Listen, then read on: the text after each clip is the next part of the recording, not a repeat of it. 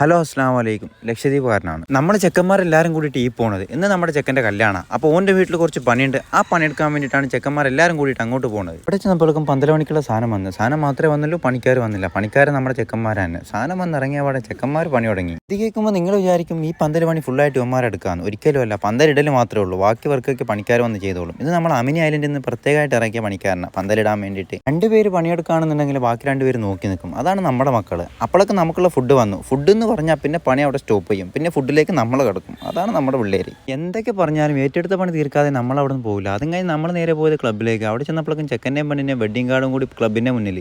അതും കഴിഞ്ഞ് ഉള്ളിലേക്ക് കയറിയപ്പോൾ ഇത് ഈ ഒരു കാഴ്ച. ആരും തെറ്റിദ്ധരിക്കേണ്ട, അവൻ്റെ കയ്യിൽ കട്ടൻ ചായയാണ്.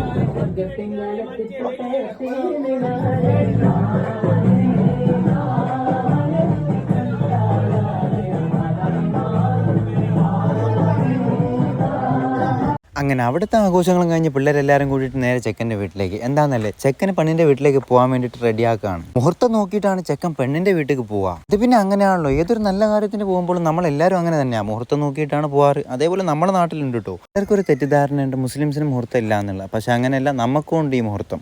അറിവില്ലാത്തവർക്ക് വേണ്ടി ജസ്റ്റ് ഒന്ന് പറഞ്ഞെന്നുള്ളൂ, വേറൊന്നുമല്ല. അങ്ങനെ ചെക്കന്മാരെല്ലാവരും കൂടിയിട്ട് പുതിയാപ്പിളിനെ മൊഞ്ചാക്കണ തിരക്കിലാണ്. ഈ ഒരു സീൻ കണ്ടപ്പോൾ എനിക്ക് ഓർമ്മ വന്നത് പറക്കും തളികയിൽ ഹരിശ്രീ ദിലീപും കൂടിയിട്ട് ഒരുത്തനെ മൊഞ്ചാക്കണ്ടല്ലോ, ആ ഒരു സീൻ. പക്ഷെ അതിൽ അവന്മാർ കാട്ടിയ പോലെ നമ്മളെ പിള്ളേർ നമ്മളെ പുതിയാപ്പിളിനോട് അങ്ങനെ ചെയ്തില്ല കേട്ടോ.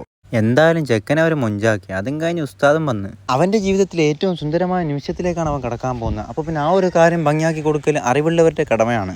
പുതിയാപ്പിളിനെ മൊഞ്ചാക്കാൻ ഒരുപാട് പേരുണ്ടായിരുന്നു. പക്ഷെ പ്രാർത്ഥനാ സമയത്ത് ആരെയും കണ്ടില്ല കേട്ടോ. എന്തായാലും കുഴപ്പമില്ല. അതും കഴിഞ്ഞ് നമ്മുടെ ചെക്കൻ നേരെ പുറത്തേക്ക് പുതിയൊരു ജീവിതത്തിലേക്ക് കാലെടുത്ത് വെക്കുന്ന ഓൻ്റെ മുഖത്തുള്ള സന്തോഷം നിങ്ങൾ കണ്ടില്ലേ. നിങ്ങൾ കാണാൻ വേണ്ടിയിട്ടാണ് നമ്മൾ ഈ കഷ്ടപ്പെടുന്നത്. അപ്പോൾ നിങ്ങൾ കാണാതെ പോകരുത്. പുറത്തേക്ക് വന്ന പുതിയാപ്പിളിനെ നമ്മുടെ ചെക്കന്മാരെല്ലാവരും കൂടിയിട്ട് കൈ കൊടുക്കലും കെട്ടിപ്പിടിക്കലും സന്തോഷങ്ങളും സങ്കടങ്ങളും എല്ലാം പങ്കുവെക്കുകയും ചെയ്തു. പുതിയൊരു ജീവിതത്തിലേക്ക് പുതിയൊരാളുമായിട്ട് ചെക്കൻ പോവുകയാണ്. ഇനി നേരത്തെ ഉള്ളതുപോലെ ചെക്കൻ എപ്പോഴും നമ്മളപ്പോൾ ഉണ്ടാവില്ല. കാരണം നേരത്തെ അവൻ ഒറ്റക്കായിരുന്നു. പക്ഷെ ഇപ്പം അങ്ങനെയല്ല, ഒരാളും കൂടി ജീവിതത്തിലേക്ക് വന്നു. ഇങ്ങനെ പുതിയാപ്പിള വണ്ടിമേ കയറി നമ്മളോട് താറ്റാൻ പറഞ്ഞു. ഓൻ ഒറ്റ പോക്കാ. ഓൻ്റെ ആ പോക്ക് കണ്ടില്ലേ, എന്തൊരു സന്തോഷം. ചെക്കൻ്റെ അപ്പോൾ ഓൻ്റെ കൂട്ടുകാരന്മാർ ഇപ്പം പോവില്ല. അതെന്താന്ന് വെച്ചാൽ മുഹൂർത്തം ആയതുകൊണ്ട് അവൻ്റെ കുടുംബക്കാരുമായിട്ടാണ് ഇപ്പം പെണ്ണിൻ്റെ വീട്ടിലേക്ക് പോകുന്നത്. പുതിയാപ്പിളിൻ്റെ ഒപ്പം ചെക്കന്മാർ പോവും. അതിപ്പോഴല്ല, അത് രാത്രി നമുക്കുള്ളതാണ് മക്കളെ. നമ്മൾ കൂട്ടുകാരന്മാരെല്ലാവരും കൂടിയിട്ട് ഈ പോണത് എങ്ങോട്ടാന്നല്ലേ, പെണ്ണിൻ്റെ വീട്ടിൽ ബിരിയാണി ഉണ്ട്. ആ ബിരിയാണി നമുക്ക് വേണ്ടി ഉണ്ടാക്കിയതാ. അപ്പോൾ അത് കഴിക്കാൻ നമ്മൾ എന്തായാലും അങ്ങോട്ടേക്ക് പോകണം. നമ്മളവിടെ ചെന്നപ്പോഴേക്കും ബിരിയാണി അവർ സെറ്റാക്കുന്നുണ്ടായിരുന്നു. എന്തായാലും ഈ ഒരു കാഴ്ച അടിപൊളിയായിരുന്നു. കാരണം ബീച്ച് സൈഡിലായിരുന്നു അവർ ദം ബിരിയാണി ഉണ്ടാക്കിയിരുന്നത്. പുതിയാപ്പിള്ളേൻ്റെ ചങ്ങായിമാർ വന്നതിൻ്റെ മുന്നോടിയായിട്ട് നമ്മളവിടെ ഒരു വെടിക്കെട്ട് നടത്തി. ഇത് സാമ്പിളാട്ടോ, ഇതിൻ്റെ ബാക്കിയുണ്ട്. ഇപ്പം എല്ലാന്ന് മാത്രം.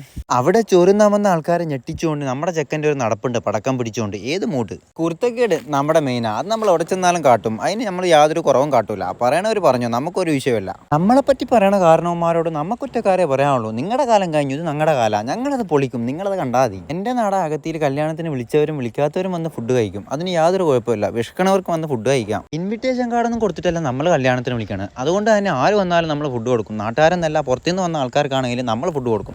എൻ്റെ നാട് അകത്തിയിൽ മാത്രമല്ല കേട്ടോ ഇങ്ങനെ, മറ്റ് ദ്വീപുകളിൽ ഇങ്ങനെയാണ് എന്നാണ് എൻ്റെ അറിവ്. അല്ലാന്നുണ്ടെങ്കിൽ നിങ്ങൾ കമൻ്റ് ആക്കുക. ഇതാണ് ചെക്കൻ്റെ കൂട്ടുകാരന്മാർ. നമ്മളവിടെ ഇരുന്നപ്പോഴൊക്കെ നമുക്കുള്ള ബിരിയാണി വന്ന്. ബിരിയാണി കിട്ടിയാൽ നമ്മൾ ഒരുത്തരും തിരിഞ്ഞു നോക്കൂല. അതും കഴിച്ചിട്ട് നേരെ വീട്ടിലേക്ക്. വൈകുന്നേരം ഒരു 5 മണിയാകുമ്പോൾ ചെക്കന്മാരെല്ലാവരും കൂടിയിട്ട് ഇതേപോലെ വണ്ടി എടുത്തിട്ട് പെണ്ണിൻ്റെ വീട്ടിലേക്ക്. അവിടെ പോയിട്ട് പുതിയാപ്പിളക്ക് കുറച്ച് സമ്മാനം കൊടുക്കാണ്ട് പുതിയാപ്പിളയുടെ ചങ്ങായിമാരെ വക അത് കൊടുക്കാൻ വേണ്ടിയിട്ടാണ് നമ്മൾ ചെക്കന്മാരെല്ലാവരും കൂടിയിട്ട് ഈ പോണ പോക്കിൽ നമ്മളെ ക്ലബ്ബിലുള്ള എല്ലാവന്മാരും നമ്മുടെ കൂടെ ഉണ്ടാവും. ഗിഫ്റ്റ് കൊടുക്കാൻ പോണ ചങ്ങായിമാർക്ക് പെണ്ണിൻ്റെ വീട്ടിൽ നിന്ന് സൽക്കാരം ഉണ്ട് കേട്ടോ. അവിടെ ചെന്ന് ചെക്കന്മാരെല്ലാവരും കൂടിയിട്ട് ഒന്നിച്ച് വീടിൻ്റെ അകത്ത് കയറിയപ്പോൾ വീട് ഫുള്ളായി. എന്തായാലും കുഴപ്പമില്ല, കൊണ്ടുപോയ ഗിഫ്റ്റും കൊടുത്തിട്ട് നമ്മൾ നേരെ പുറത്തേക്ക് വന്ന് ചെക്കൻ്റെയും പെണ്ണിൻ്റെയും പേര് നമ്മൾ കൂട്ടുകാരന്മാരാണ് ഇതേപോലെ വീടിൻ്റെ മുറ്റത്ത് ഒട്ടിക്കാറ്. അതും കഴിഞ്ഞ് നമുക്കൊരുക്കിയ സൽക്കാരത്തിന് വേണ്ടിയാട്ടോ നമ്മളീ പോണത്. അവിടെ ചെന്നപ്പോഴേക്കും ചായയും കടിയും സാധനങ്ങളും എല്ലാം അവിടെ ഇരിപ്പുണ്ട്. അണ്ടിപ്പരിപ്പും ബദാമും പിസ്ത എല്ലാം ഉണ്ടാവും. പക്ഷെ നമ്മൾ നേരത്തെ ചെന്നില്ല എന്നുണ്ടെങ്കിൽ അതൊന്നും കിട്ടൂല, ചെക്കന്മാർ വാരി പോക്കറ്റിലിടും. ഞാൻ നേരത്തെയും പറഞ്ഞായിരുന്നു, ഫുഡിന്റെ കാര്യത്തിൽ ഒരു കോംപ്രമൈസ് നമ്മുടെ ചങ്ങായിമാർ കാട്ടൂല.